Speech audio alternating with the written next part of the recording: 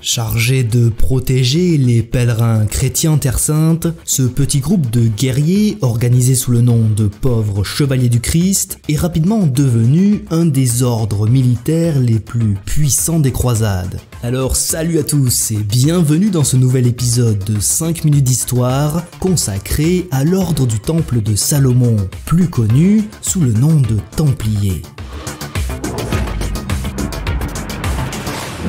Suite à la première croisade lancée par le pape Urbain II, la ville de Jérusalem est prise par les croisés en 1099. Malgré cette conquête, le pèlerinage en Terre Sainte reste extrêmement dangereux et de nombreux chrétiens périssent durant leur voyage. Pour les protéger et les soigner, plusieurs milices sont alors créées, dont l'ordre des chevaliers hospitaliers en 1113. Mais ces derniers sont débordés et Hugues de Payne et 8 autres chevaliers francs ont alors l'idée de créer une nouvelle milice pour les assister, la milice des pauvres chevaliers du Christ. Avec l'accord du roi, ils s'installent sur l'emplacement supposé du temple de Salomon selon l'Ancien Testament et on les appelle désormais les Templiers.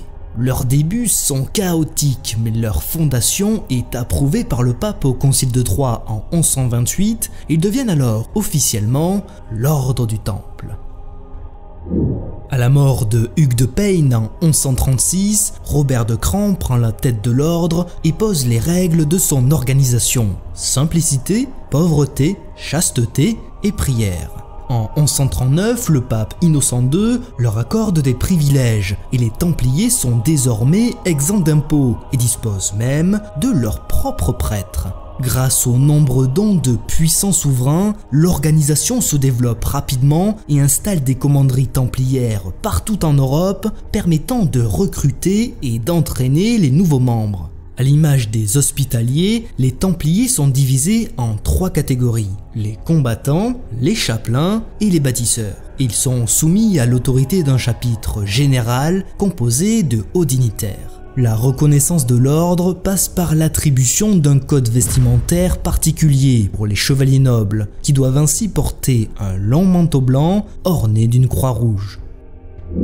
Avec les hospitaliers, les Templiers forment donc l'armée des États latins d'Orient et construisent de nombreuses forteresses en Terre Sainte. Ils participent à de grandes batailles dans le royaume de Jérusalem et leur rigueur et leur maîtrise du combat leur offrent souvent la victoire. Au XIIIe siècle, l'ordre devient de plus en plus puissant et constitue désormais un véritable État souverain. Doté d'une puissance financière considérable, il s'impose comme la première banque internationale de l'histoire et monopolise les opérations commerciales en Orient.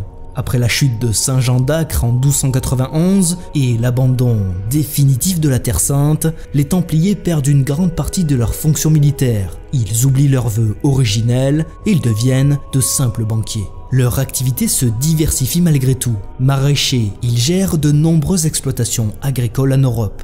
Argentiers, ils sont ainsi chargés de la garde de trésors royaux.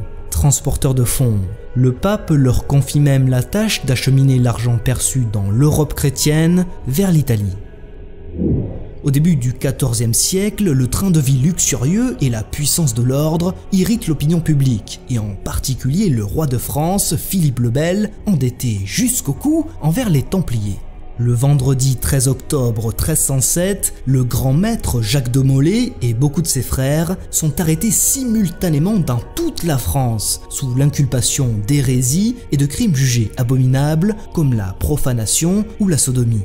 Ainsi débute le procès et la chasse aux Templiers et en mai 1310, 54 membres de l'ordre sont brûlés vifs. Le 3 avril 1312, le pape Clément V prononce la dissolution de l'ordre du Temple et une grande partie de leurs biens est transférée aux hospitaliers. Les Templiers sont alors traqués et ils sont sommés d'avouer leurs soi-disant péchés. Quelques-uns acceptent et retrouvent leur liberté, d'autres refusent en clamant leur innocence et sont alors condamnés à mort. Le soir du 19 mars 1314, Jacques de Molay, criant son innocence, est immolé sur le grand échafaud de Notre-Dame de Paris sous les yeux de Philippe le Bel, signant la fin de l'ordre du Temple. Cette chute brutale de l'ordre est à l'origine de plusieurs légendes tenaces nées quelques siècles plus tard. La malédiction des rois maudits, créée par Jacques de Molay sur le bûcher contre Philippe le Bel et le pape Clément V, crédibilisée par la mort de ces derniers la même année, s'avère complètement inventée. Quant au fameux trésor des Templiers, il est en réalité constitué pour l'essentiel d'archives et de domaines fortifiés. S'il est vrai que les Templiers reçurent de nombreux dons et faisaient office de pourvoyeurs de fonds, il est peu probable qu'ils aient eu le temps d'accumuler une fortune colossale, de la cacher et de la garder secrète. L'ordre des Templiers continue encore aujourd'hui de nourrir l'imaginaire collectif, et malgré le fait qu'il n'ait perduré que 200 ans, on le retrouve dans de nombreuses œuvres de fiction, et certains ordres religieux actuels comme les francs-maçons se déclarent même être les héritiers directs des Templiers.